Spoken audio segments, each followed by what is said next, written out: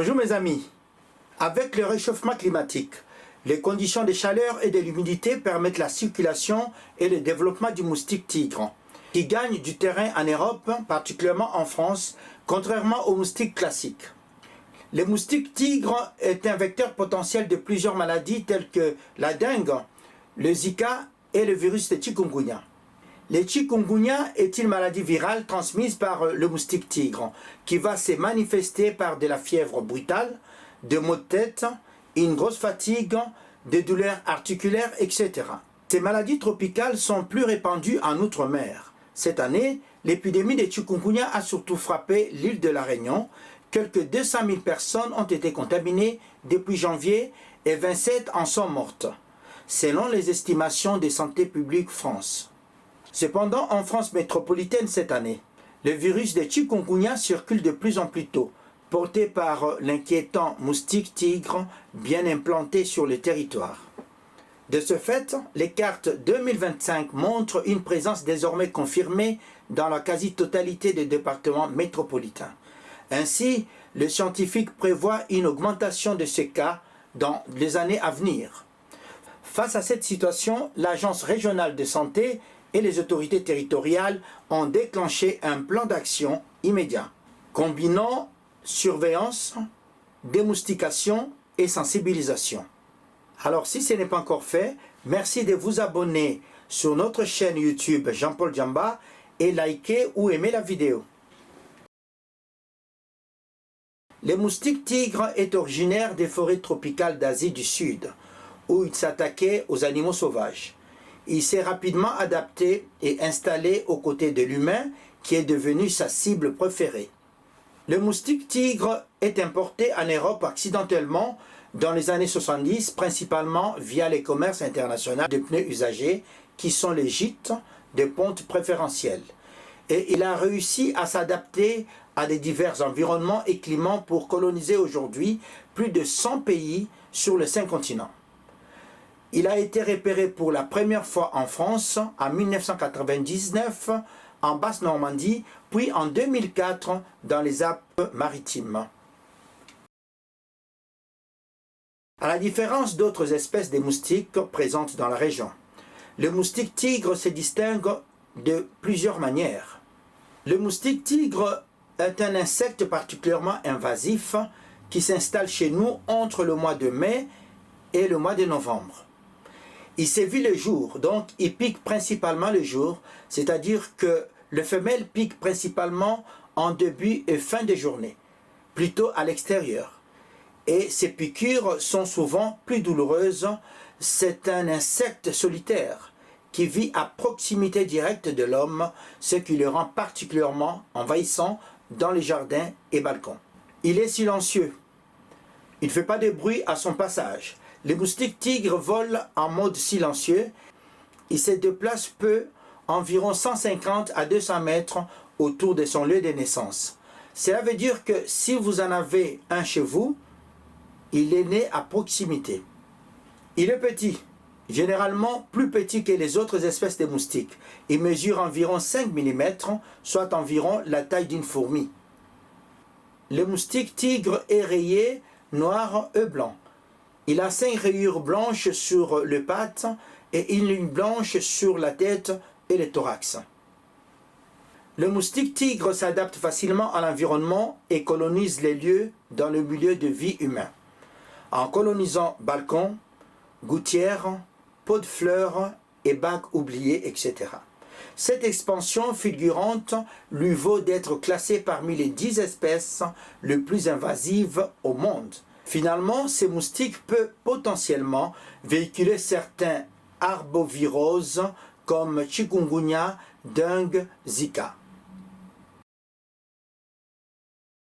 Les arboviroses sont des maladies virales qui peuvent être transmises à l'homme via les insectes, comme le moustique tigre, qui peuvent être vecteurs de la dengue, du chikungunya ou encore du Zika. Les symptômes de ces maladies arboviroses ou comment reconnaître ces maladies afin de le prendre en charge au plus vite. Selon l'ARS, l'Agence régionale de santé Île-de-France, Les principaux symptômes de la dengue, du chikungunya ou du Zika sont une fièvre d'apparition brutale, des douleurs musculaires ou articulaires, des maux de tête accompagnés ou pas de fatigue, des éruptions cutanées. Prenons l'exemple de chikungunya. Les symptômes apparaissent entre 2 à 10 jours après la piqûre. La majorité des personnes infectées développent une fièvre élevée, brutale, accompagnée de douleurs articulaires intenses. Et ces douleurs peuvent toucher le poignet, le cheville, le genou ou le bas du dos. Certains patients présentent une conjonctivite et des éruptions cutanées. Il n'existe pas de traitement spécifique.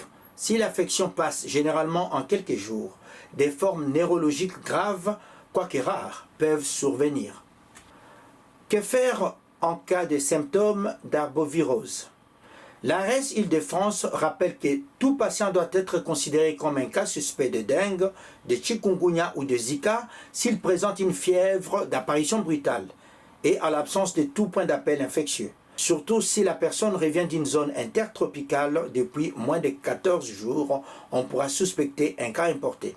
Tandis qu'en absence de diagnostic différentiel et du voyage récent, on pourra suspecter un cas autochtone. Dit autrement, en cas de symptômes après une piqûre de moustique, il est recommandé de consulter rapidement un professionnel de santé. À noter que le chikungunya est une maladie à déclaration obligatoire aux autorités de santé. En effet, on peut distinguer deux types de cas de chikungunya, le cas importé et le cas autochtone. Ce virus ne circule pas naturellement en métropole, mais peuvent être importés par des voyageurs revenant des zones tropicales. Si le moustique tigre pique ensuite une personne infectée, il peut transmettre la maladie à d'autres individus sur place. Donc, un cas importé correspond à une personne qui a contracté le virus lors de son séjour en zone endémique, à savoir une région où la maladie circule habituellement et qui développe les symptômes après son retour en France métropolitaine. Je peux encore le dire autrement. Bien que la maladie sévisse principalement en zone tropicale, les personnes de retour de voyage dans des zones où circulent les maladies, Afrique, Antilles, Amérique du Sud, Asie du Sud-Est, Océan Indien, et qu'elles reviennent avec cette infection virale en Europe ou en France, la durée de contamination va de 2 jours avant les symptômes à 7 jours après.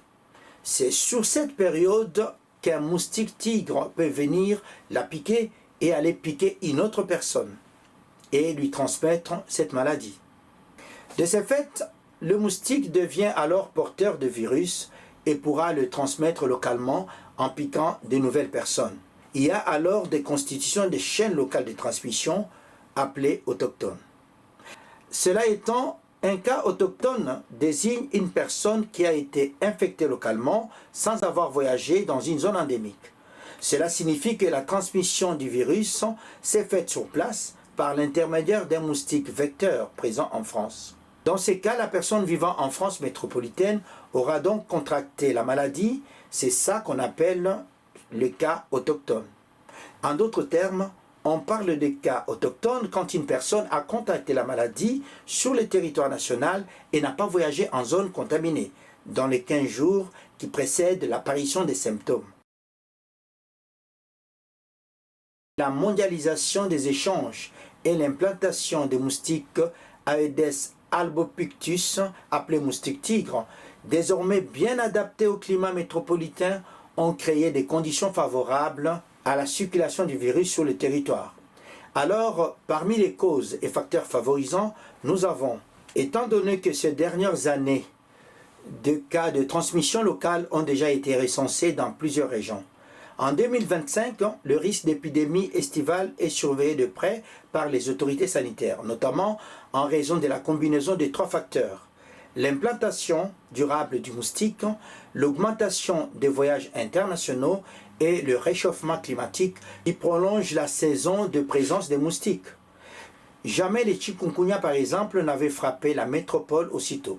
Santé publique France a lancé l'alerte après la détection de plusieurs cas autochtones survenus ces 3 derniers mois de 2025. Ces contaminations locales et non importées marquent une nouvelle étape dans la progression du virus en France.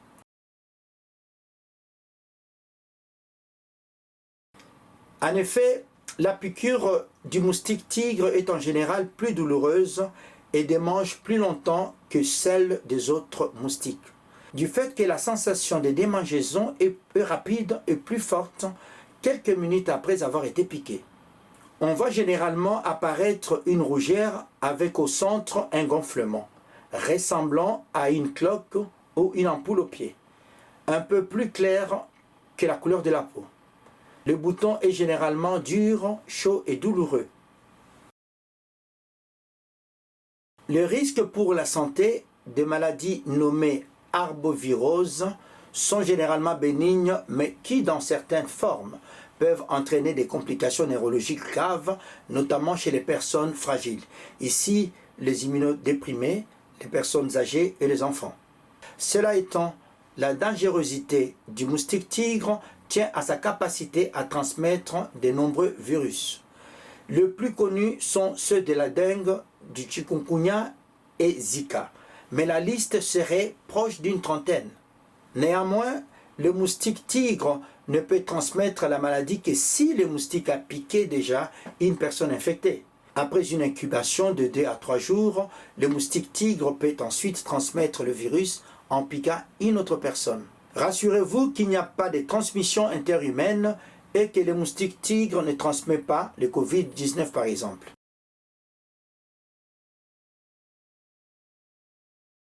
Une surveillance renforcée du moustique tigre est mise en place par les autorités du 1er mai au 30 novembre de chaque année désormais. Par ailleurs, les gestes de prévention restent essentiels pour se protéger des piqûres. Éliminer les eaux stagnantes et éviter l'exposition aux moustiques, surtout le matin et en fin de journée. Ces réflexes peuvent grandement limiter le risque de propagation. La sensibilisation de la population est désormais cruciale pour endiguer cette menace grandissante en métropole. Le réflexe à avoir: pour éviter la prolifération du moustique tigre, il faut entretenir son jardin ou les végétaux de sa terrasse. Enlever tout ce qui est retenu d'eau dans le jardin. Éviter d'avoir l'eau stagnante autour des habitations. Gouttières bouchées, récupérateur d'eau de pluie mal fermé, seau dans le jardin, bâche, pour éviter que le moustique tigre ne s'y reproduise. Car le moustique pond dans le moindre recoin humide.